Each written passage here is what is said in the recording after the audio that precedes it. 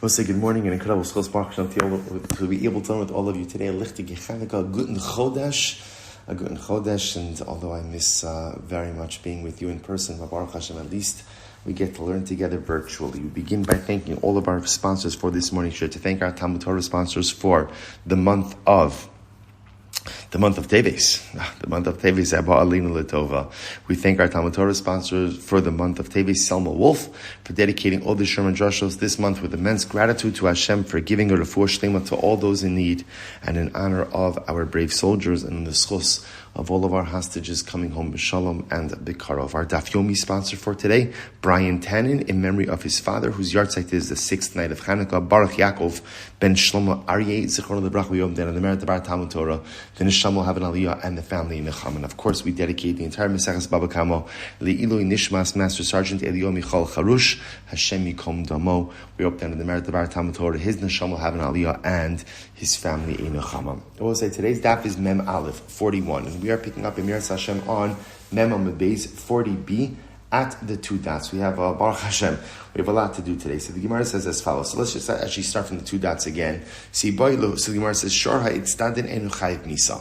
So remember again, we learned about this interesting concept of a shar that is groomed to fight, like a gladiator shar that was groomed to fight. So if this shar kills such an individual, ultimately the shar is not put to death. In other words, whereas normally when a shar kills a person, the shar is put to death, but lamaisa, if the shar was trained to do so and conditioned to do so, then halacha lamaisa, the shar is not put to death, the Mishnah says. So okay, you're not going to put it to death. Can you use it as a carbon?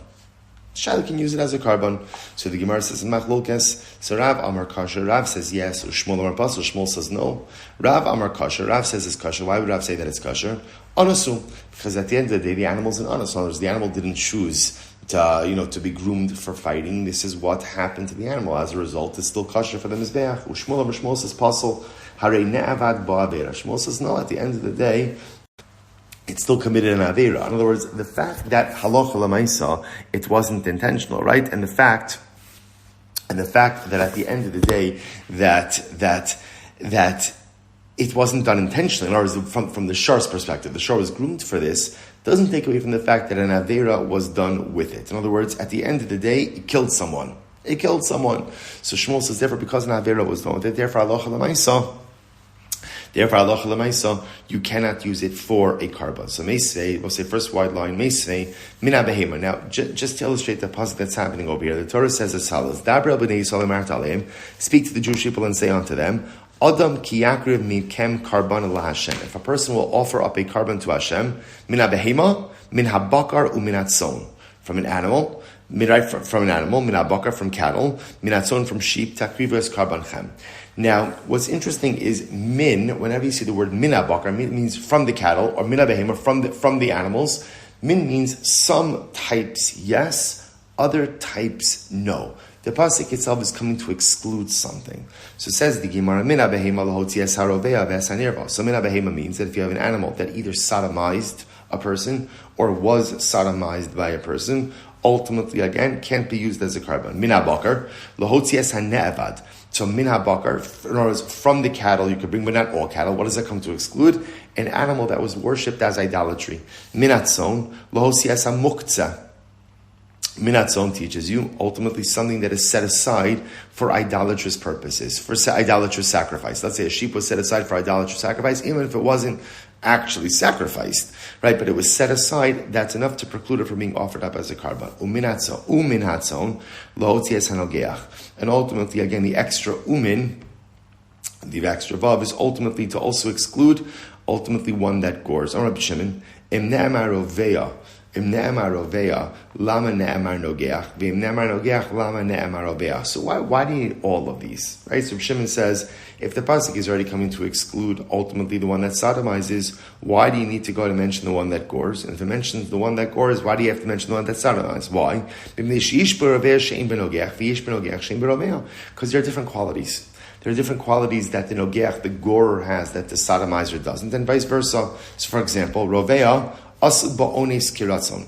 If an animal is sodomized, the Gemara says, so remember again, whether the animal, so to speak, was involved in the event or the event was visited upon the animal is still puzzle. So whether, again, it was, so to speak, I don't know if the right word is consensual or against the will of the animal, then halacha l'maisa, again, the animal is still precluded from being offered up. Nogeach lo asaba ro ones kiratzon. Yet with a gorer, the only time that an animal that's gores is precluded is when the animal does so intentionally. But as you saw in the Mishnah, if the animal is groomed for it, then ultimately, again, that does not preclude it from being used. So furthermore, nogeach mishalim kofer, ovein mishalim esakofer, an animal that gores and kills someone ultimately pays kofer. An animal that sodomizes doesn't pay kofer. Lefichach chutzrach lomar rovea v'chutzrach lomar nogeach. So therefore, again, we have to include both the exclusion for rovea and the exclusion for nogeach. Now, the Gemara says, katani mihas rovea asu ba'ones kiratzon, nogeach lo asu ba'ones kiratzon. Now, either way, the Gemara says like this. What do you see from here? When it comes to sodomizing, ultimately, again, we make ones kiratzon. In other words, whether something was done to the animal against its will or the animal actively participated. So, lemaisa, again, it's the same status. So the Gemara says, lemay hilchasa. Now the Gemara says, now here's what's interesting. Is the Gemara says, in this respect, nogeach, goring, is different than sodomizing.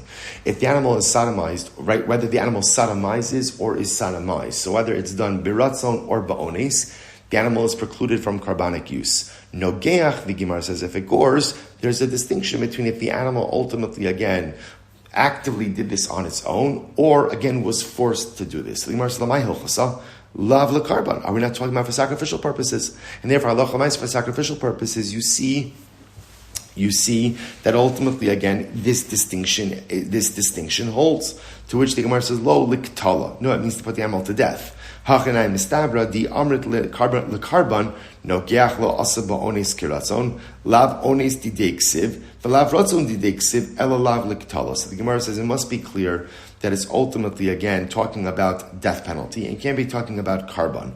Why? Because if at the end of the day, the Gemara talks about, again, nogeach, I'm sorry. Nogeach lo asa ba'ones kiratzon lav ones didei v'lav ones dideksiv ela liktala. So the Gemara says, you see from here that halacha l'maisa, we must be talking about whether or not to put the animal to death. That, in other words, whether or not you put the animal to death depends on whether or not the animal gored of its own volition or not.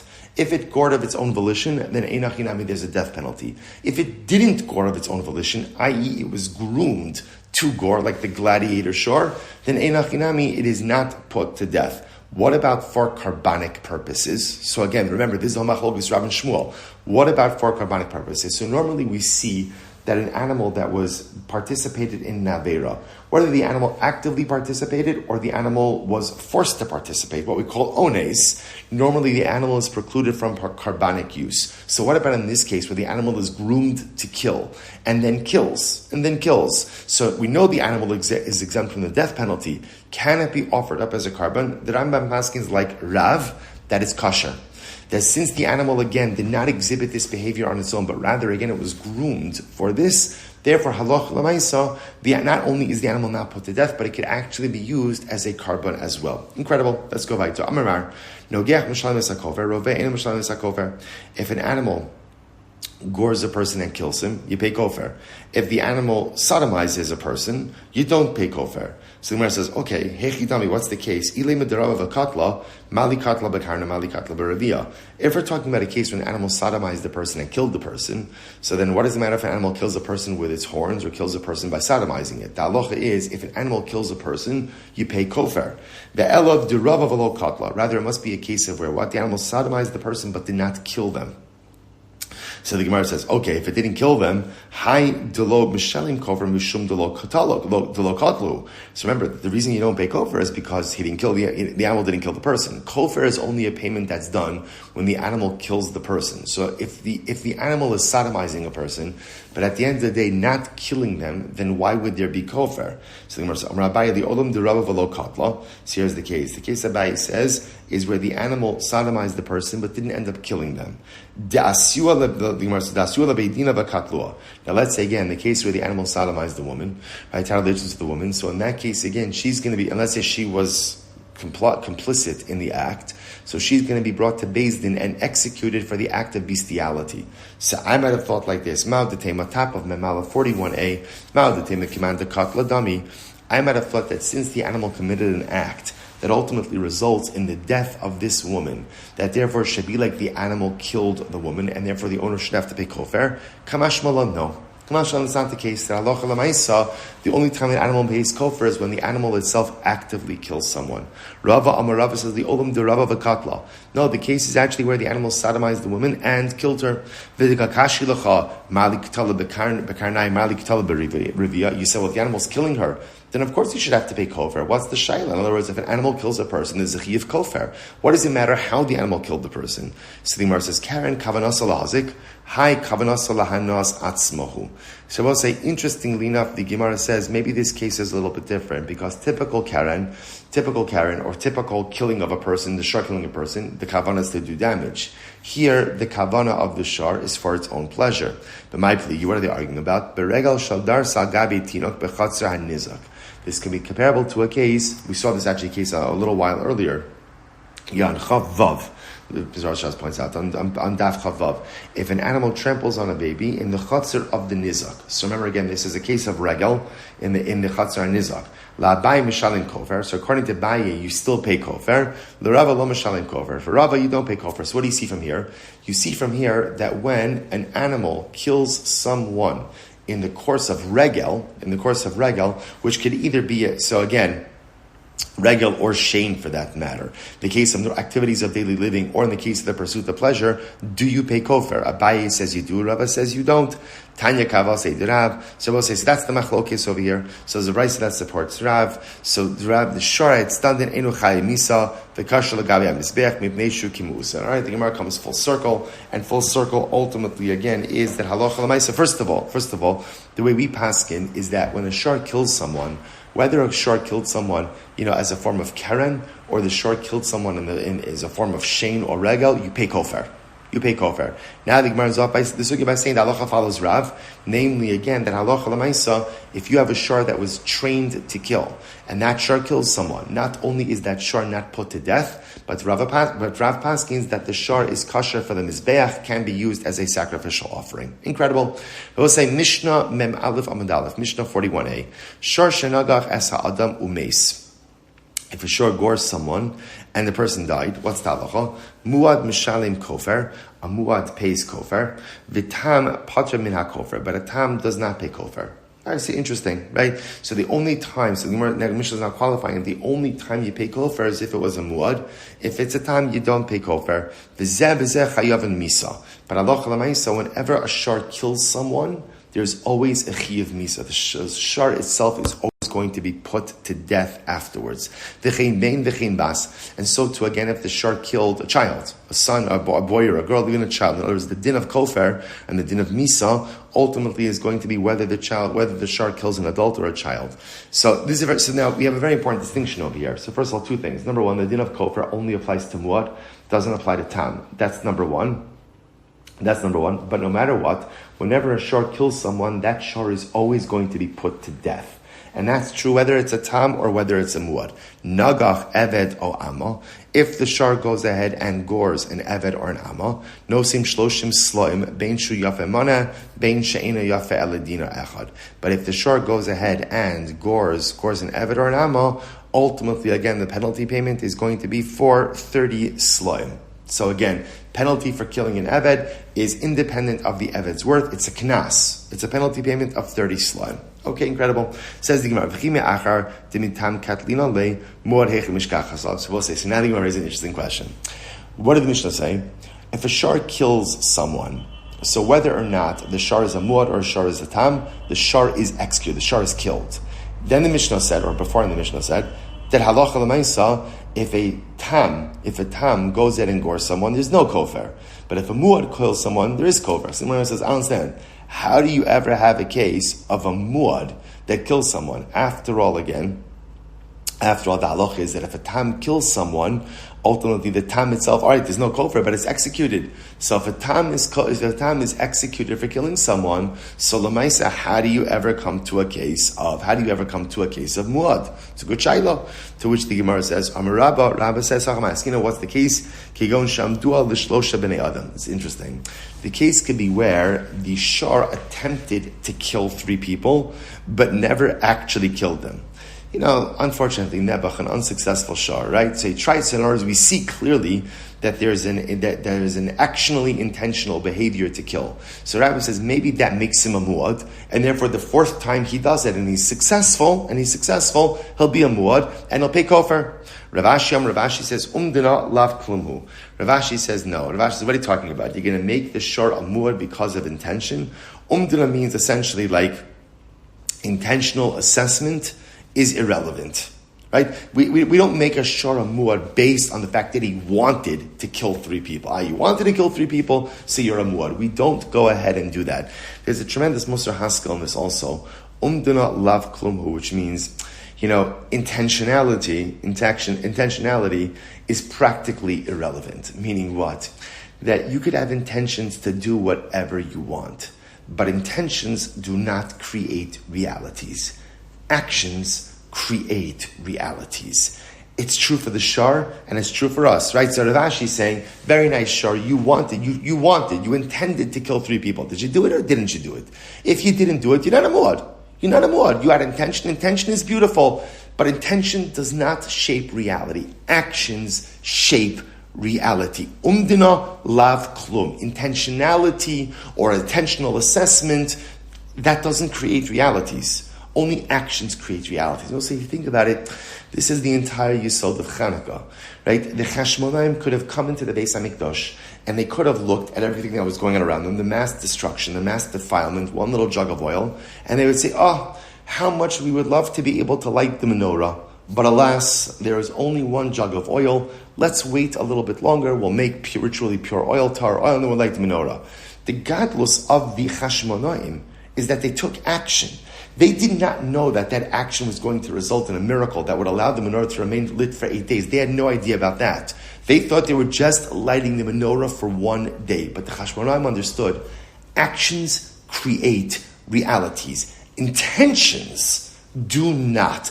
I don't know, I think for most of us, had we been one of the Chashmonaim walked into the Beis HaMikdash and seen everything there, we would have said, I wish I could kindle the menorah in the right way, and then let's move on to something else. The gadlus of the Chashmonaim is that they were not satisfied with intentions. Umdina lav milsa. Intentions are not enough.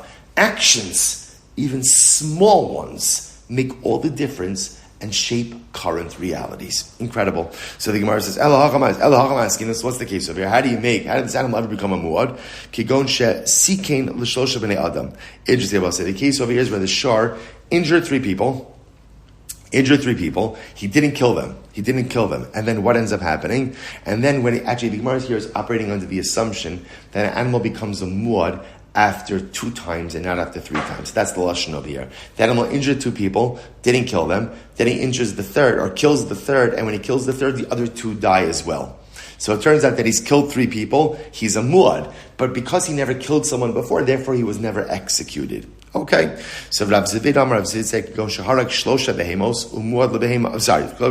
what's the case? The case, how did this shah become a muad? He killed 3 animals. So that's how he's a muad. Now he kills a person. So the Gemara says, 1 second, but does killing 3 animals make you a muad for people? In other words, no, that makes you a muad for animals, not a muad for people. The case is maybe the case over here. Remember again, we're just trying to figure out if a tam who kills a person is put to death, then how do you ever become a muad for killing people? So the Gemara is suggesting over here, maybe the case over is where he killed 3 Gentiles, 3 Ovdei Kochavim. And now, in the 4th time, he kills a Jew. So the Gemara says, 1 second, the muad Ovdei Kochavim, havi muad Yisrael, but that doesn't make you a muad. Remember again, muad is something very specific. We spoke about this before already.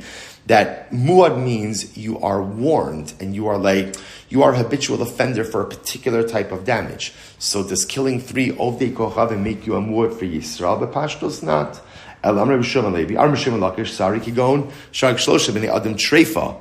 the case? So we'll say where the shar killed 3 treifas. Remember, a treifa is a person with the condition from which he is imminently going to die. If you kill a treifa, you're not chayiv misa. Why not? Because essentially in halacha, you've killed someone who already kiviyachal is dead.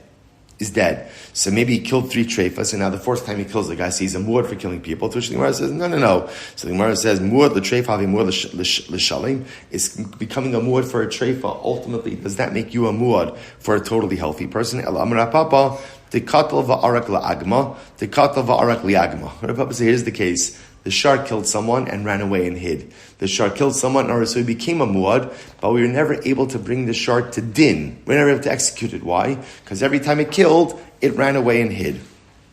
All right, so the Gemara says, so Rav Acha Reid Ravika, Amar Kigon Shehuzmu Zomame Zomamin. Interesting. So Rav Acha Reid Ravika says something very interesting. He says, what's the case? The case is where the shar was accused of killing people. Eidim testified. Then Eidim came along. First set of Eidim testified that we saw Reuven shar kill Shimon, Levi, and Yehuda. And then what happens?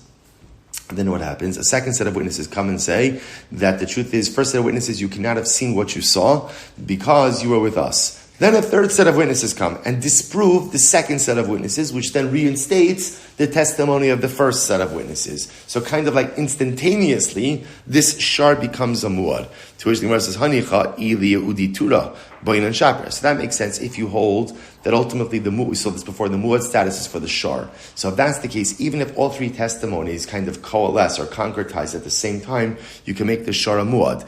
Ele aliya udi gavra. But if at the end of the day, the point of the muad is to go ahead and warn the person, so the Gemara says, Meima Amar Leilo Havi Yadana. If this guy, if the owner of the shar finds out, Reuven finds out that his shar is a muad about 3 times all at once, that's not fair. Because we'll say he never had time to go ahead and prevent his shar from becoming a muad. To which the Gemara says, the cases where the witnesses who testify that Reuven shar gored Shimon, Levi, and Yehuda, right? Ultimately, again, the witnesses also testify, Reuven, you were with your shar each of those 3 times, so you can't claim ignorance. All right. Rava Amar Rava says, Makirnes balashar ve'makirnes ashar. The cases where the witnesses know that the shar that did the injury was the shar of Reuven, but they don't know which shar it was. So my havle leme'avad. So what do you want from Reuven? If they can't identify which shar it is, what do you want him to do?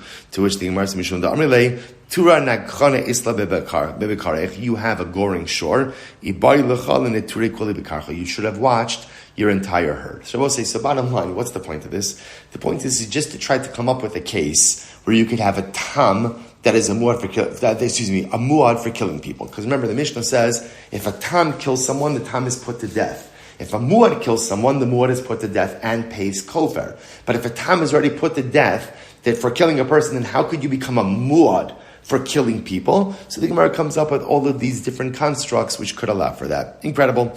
Now remember again, whether you're a tam shor or a muad shor who kills, halacha l'maisa, you're put to death. Says so the pasuk over here is talking about a shor that gores a person.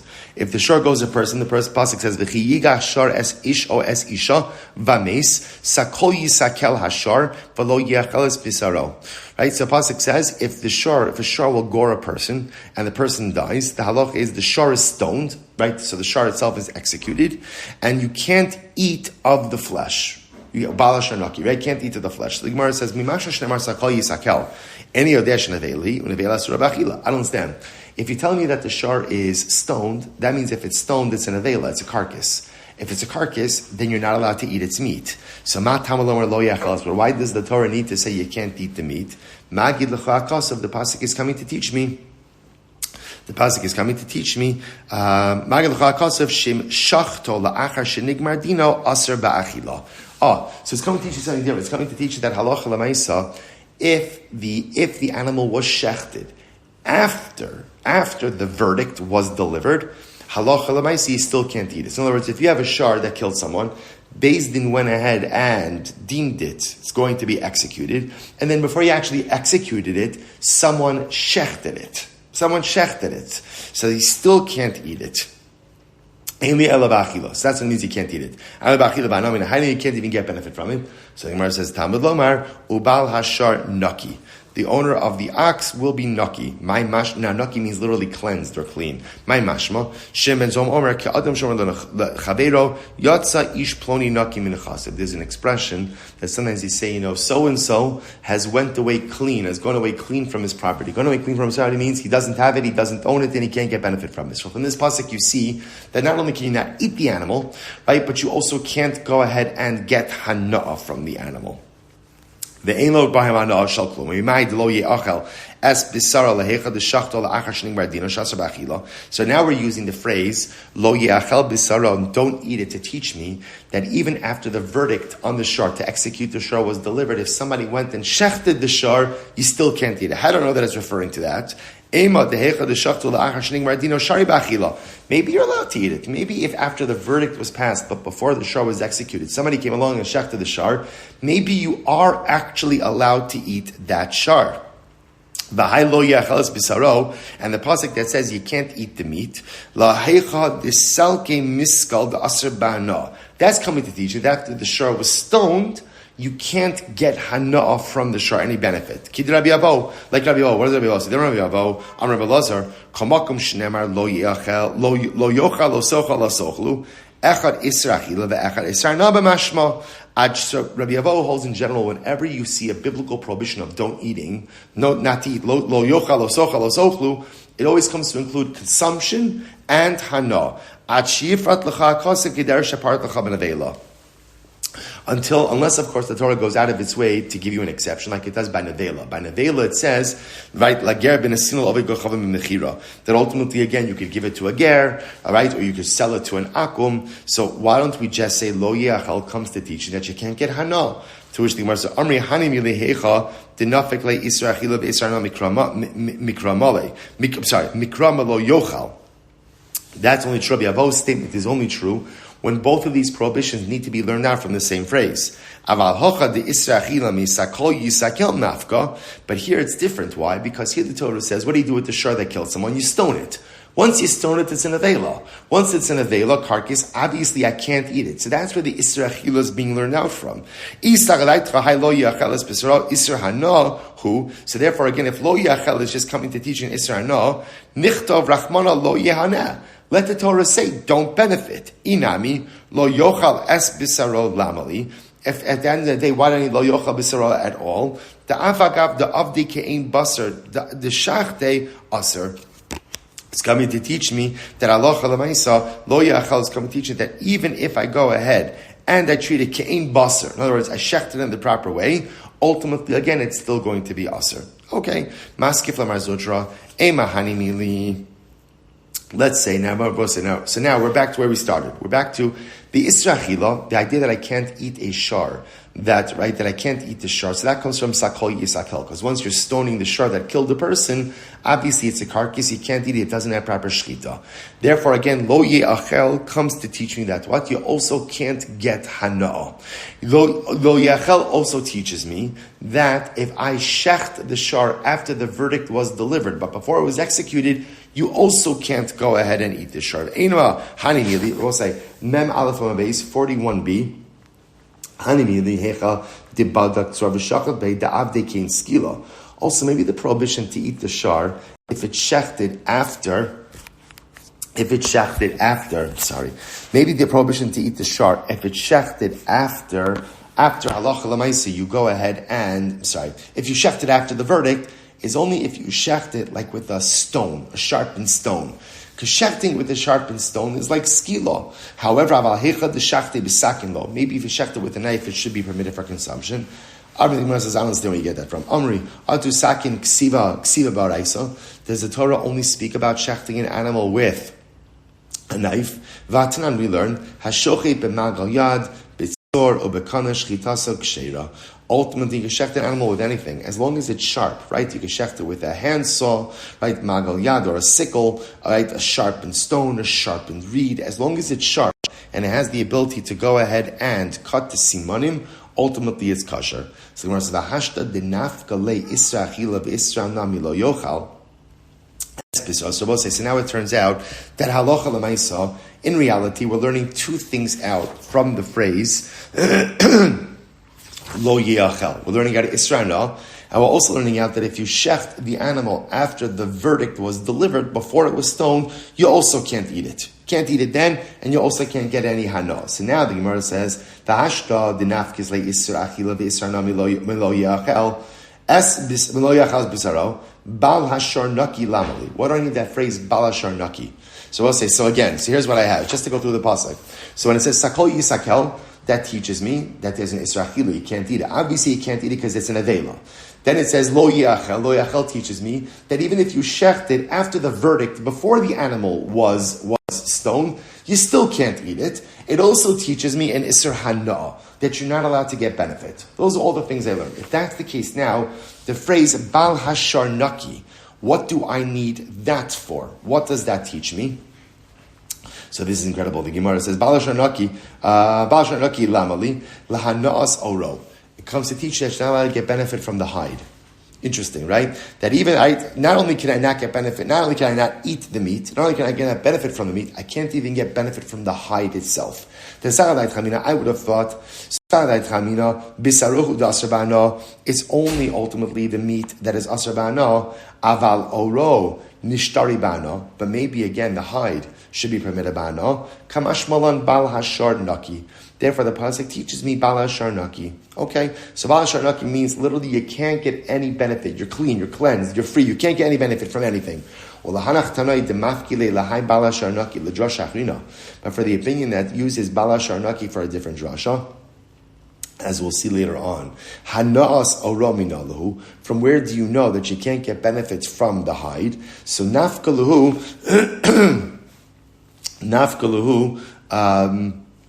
good, fine. Nafkaluhu me es bisaro es hatafal bisaro. So both say. So we're going to see. So one opinion says you can't get. Now here's what's interesting. Everyone's going to agree you can't get benefit from the hide.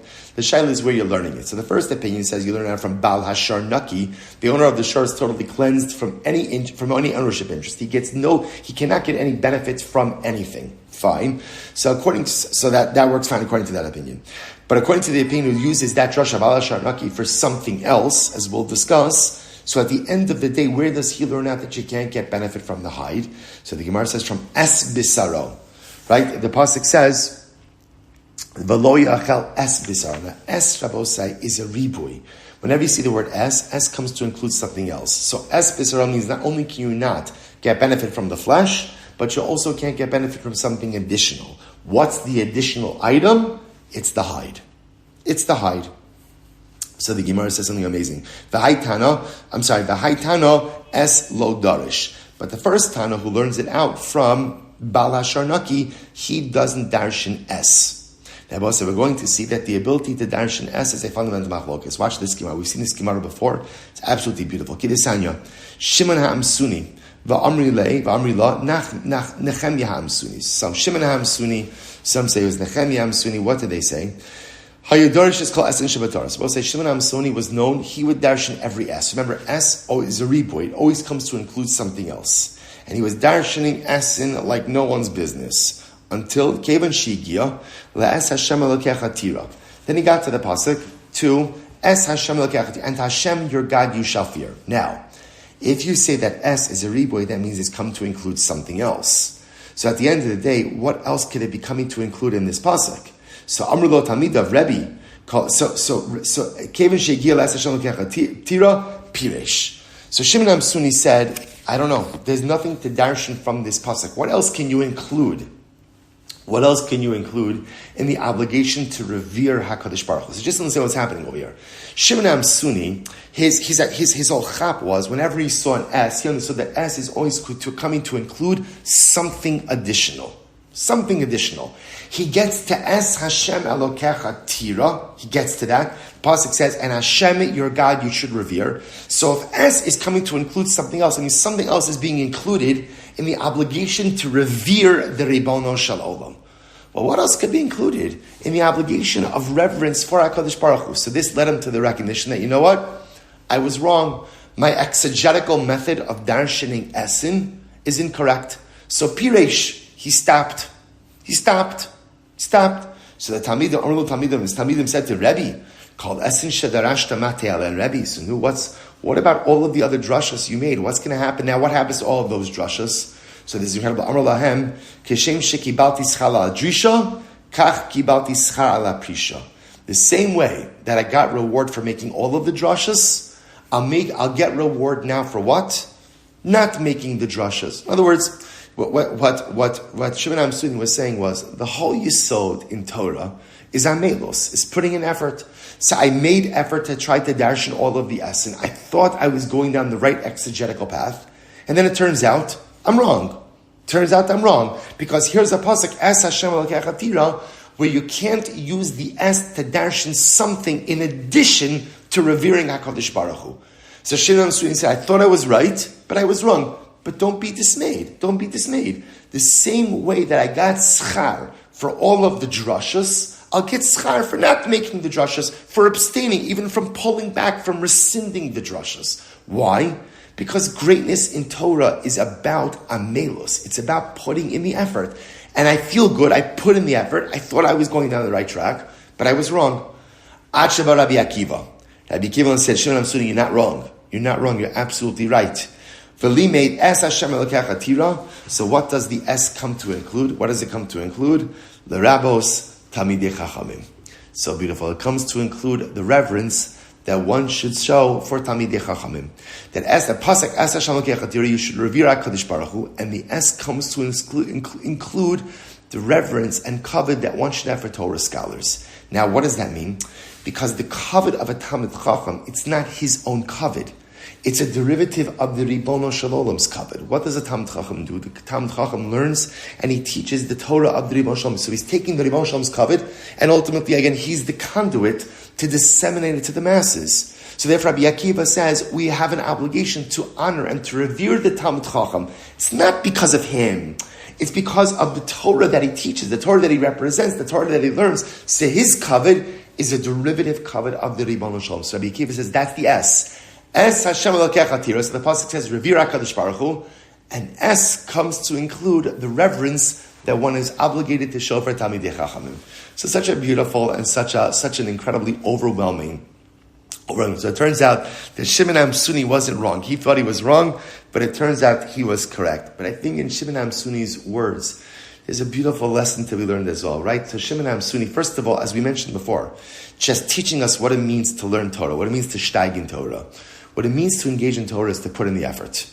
Sometimes you chap everything, sometimes you don't chap everything. Sometimes you have clarity, sometimes you don't. Sometimes you get halacha l'maisa, you don't get halacha l'maisa. Sometimes you get the right pshat, and sometimes you're wrong. It's okay. Because greatness in Torah doesn't come ultimately, again, from the results. Greatness in Torah ultimately comes from being willing to put in the effort. That's what Shimon HaSuni was saying to his Talmidim. But I think also in this phrase, Kishem shemekablin schar ala drisha, kach mekablin schar ala prisha, is also maybe talking about two different forms in our avodas Hashem. Kishem, the same way that you get schar drisha. What's drisha? So drisha, right, to be doresh something means to actively seek something out. Right? To be doresh, right? To ultimately, like the Gemara says, we're chayv to be doresh too. You have to seek out the Yerushalayim. So drisha perhaps refers to kumasei. Drisha refers to the parts of our Yiddishkeit that are positive, dynamic, and actional. Kishem shemekablin schar ala drisha. We're an actional religion. Go out, accomplish things, like we were talking about before. We said before, umdina lav klumhu. Intentionality is not enough. Good intentions are not enough. You got to deliver. You got to do actions. Kishem shemekablin schar ala drisha. Just like there's schar for dynamic activity, kach mekablin schar ala prisha. There's also schar from abstention. Meaning what? When a person finds the koach to battle their yetzer hara, and a person finds the koach not to give in to their desires, to their wants, to their proclivities, to their lusts, but a person finds the power to stand still. It's like sometimes the greatest accomplishment in life is I am not getting up from this chair to do the negative things I want to do. I'm going to keep myself anchored in place. I'm not moving. Sometimes that's the greatest zechus that a person could have. So Shimon HaSuni is giving us kind of like the dialectic in our avodas Hashem. Kishem shebekablin schar ala drisha. The same way that there is schar for positive, dynamic activity. Yeah, you can't live life just thinking about what you want to do.